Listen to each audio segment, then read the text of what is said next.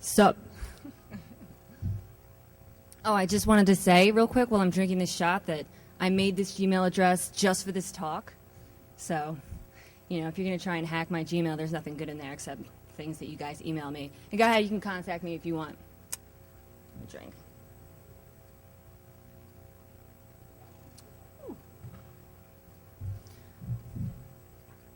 Okay, so what's up? The name of my talk is Ripping Media Off the Wire. It's a step-by-step guide. If you guys have all the tools installed on your laptop, you can actually just follow along and try and do this right now. Otherwise, you know, if you miss something, then my slides will be available online. You can follow along then if you, like, forget or something. All right, so let's get started. First of all, who the hell am I? I'm Honey. These are my credentials here. I'm a network administrator. I've been for 4 years, and I'm also a professor at John Jay College, an adjunct professor. That's in New York City, in case you didn't hear my accent already. I'm also a research assistant for a ballistic research grant, and I'm about to study forensic computing masters in the fall. And yeah, I got a CIS in electronic engineering, computer networking. All right, I got some skills. I got some skills. So there you go. That's who I am. What's the scope of this talk? This talk is going to walk you through how to download MP3s from MySpace and from YouTube, and we're also going to talk about the lack of security in protected streaming.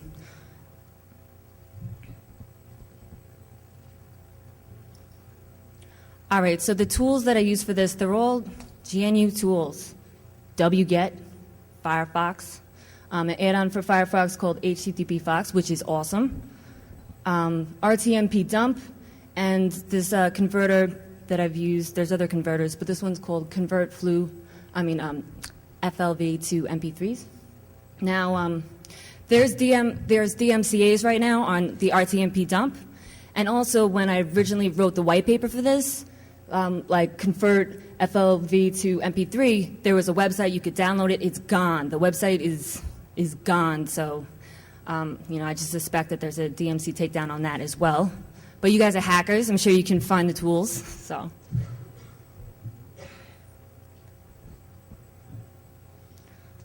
just a disclosure about this talk. Because this presentation describes methods to download protected materials. And I'm doing this talk in an effort to raise, you know, the lack of security in protected streaming. All the music that I'm using in my presentation, I actually got permission from the artists themselves, so that was pretty cool. And any illegal use of the methods by, you know, any of you guys, like, I'm not responsible for that. And a legal statement. This presentation does break the terms of service for YouTube, MySpace, the Digital Millennium Act, and but that's only if you download copyrighted materials. You know, and not everything on YouTube is copyrighted. If somebody has a video of their dog rolling over and over, you know, that's not protected. So if you decide to download, you know, Jay-Z's, you know, protected media, well, then you're breaking the law. Okay. Before we begin, there's a couple of, I don't know, questions that I just want to, like, answer ahead of time. Some people are like, what is the point of this? I use LimeWire. What is the point of this? I have a Usenet account. Or what is the point of this? I use, you know, different converters. But there's a couple good points about why this is interesting. Like the third-party plugins, they're not always reliable or kept up to date on changes. Okay? So like Grease Monkey, I think their last update was like in April. All right, so if MySpace or YouTube, if they change their implementation, you know, on their servers, then like, you know, you have to wait for that plugin to be updated in order to use, you know, use the plugin. They're not always updated that fast. For people who like use online websites in order to convert stuff, like how do you know that, you know, that third party is not injecting stuff into your MP3s or media? You're trusting someone else.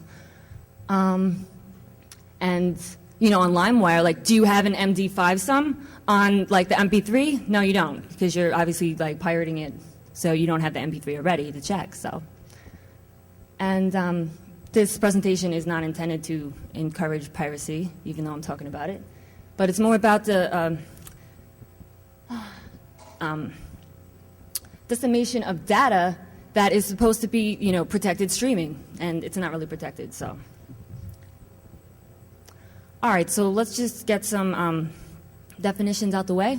MySpace uses the RTMP protocol. So what is that? Actually, they're using rtmpe protocol. But what is that? It's a real-time messaging protocol. It's a proprietary protocol by Adobe. There's 3 variations of RTMP. RTMP itself, which runs over port 1935. RTMP-T, which is used to traverse firewalls. And RTMP-S, which uses SSL. Now, the protocol that we're interested in for MySpace, rtmpe, which is the encrypted real-time messaging protocol, and it's a proprietary protocol of Macromedia for streaming video and DRM. It supposedly allows secure transfer of data without SSL, and the reason why they implemented this is, SSL is slow, but rtmpe is supposed to solve that problem. It's supposed to be more easy to implement. Okay, so I went to Adobe's website and I just took a couple of clips that they have available on their website. Because basically, Adobe is recommending everyone to use rtmpe, and they're saying, that it's providing protection from stream ripping, which my demonstration is going to show it isn't. So yeah, I'm embarrassed for them.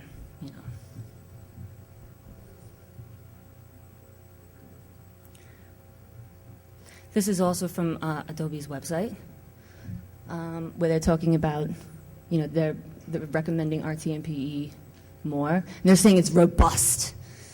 Okay. And the client picture there, we have the server, and it's, talking to the client, and then, then it's like playing it in the client's player. But like the tool that we're going to use, which is rtmpdump, rtmpdump basically acts like a proxy. It sits in between, it captures all these requests from, the servers, and it does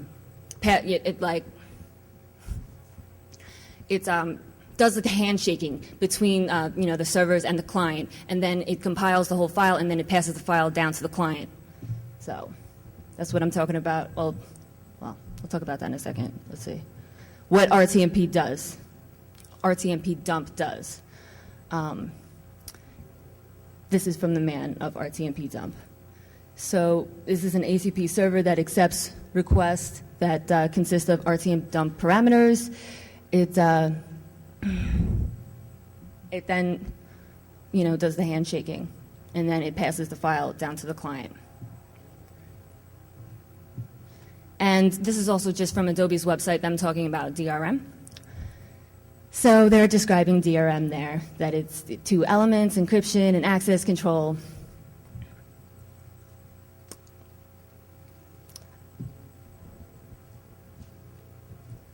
Okay, now that we've got like the definitions out the way, let's just see how to do this.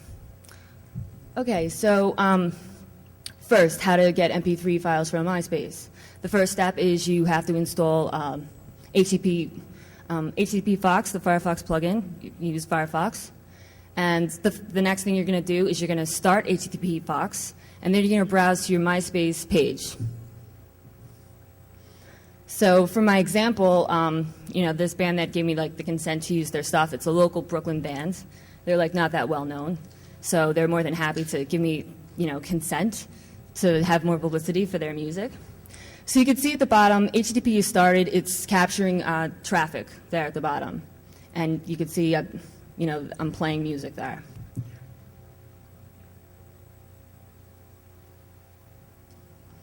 All right, the next step is you have to traverse all this captured traffic. So I tried to find something unique about the URL that I captured so that you can always find it. So the unique string that I found was just if you search for get song, then it'll just return one URL. And the get song is case sensitive.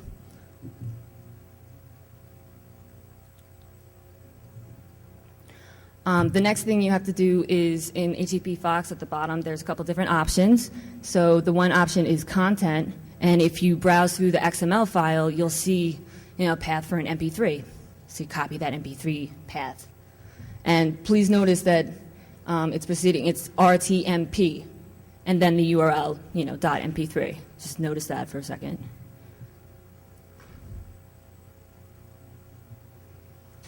Okay, so the next thing you have to do is download rtmpdump if you don't have it already. And here's the fun part. So they're kind of tricky. It looks like it's rtmp, but it's not really rtmp, it's rtmpe. So if you just change the URL to rtmpe and then run that command in rtmpdump, you're going to download the file. So that's the syntax down there for rtmpdump. It's the executable minus R, because you're downloading like an RTMP stream. The only other option I think for rtmpdump is minus host. Then the modified captured URL, and then the output of your flu name. I mean your FLV name. Okay, so here's my modified URL. You remember before I said notice in the URL that I copied, it said RTMP. I changed it here to rtmpe. I don't know if you could see that well, but I have it highlighted in red. So now when I execute this command, it's going to download the file. Anyone notice anything weird right here? Do you remember like the URL that we copied? Any hackers notice anything weird? I'll let you think on that for a second.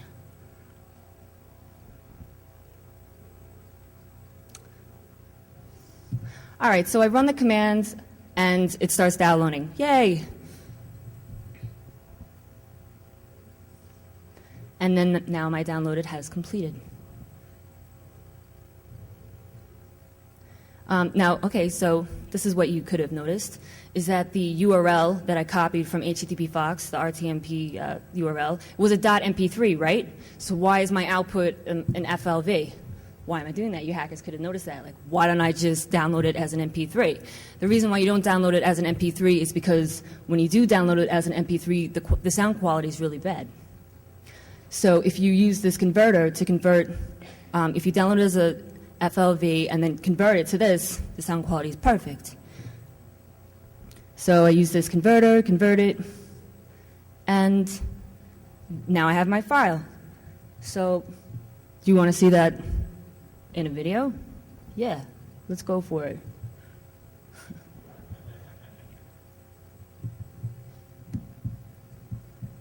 There's no porn, sorry.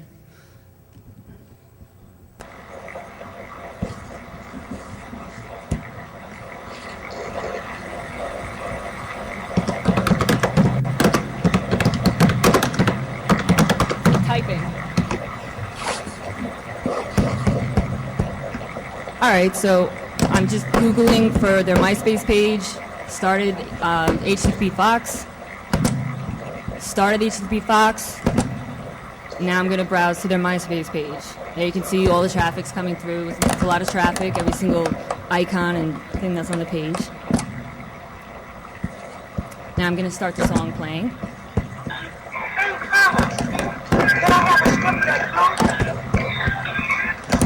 Now I have to find the URL in all of this traffic. So I'm going to do a search for get song, but remember it's case sensitive.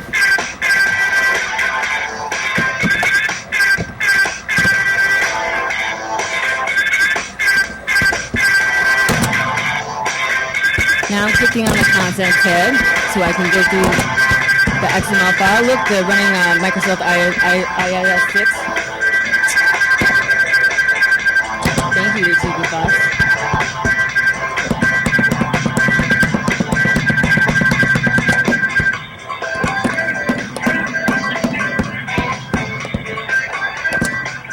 All right, I'm copying the URL.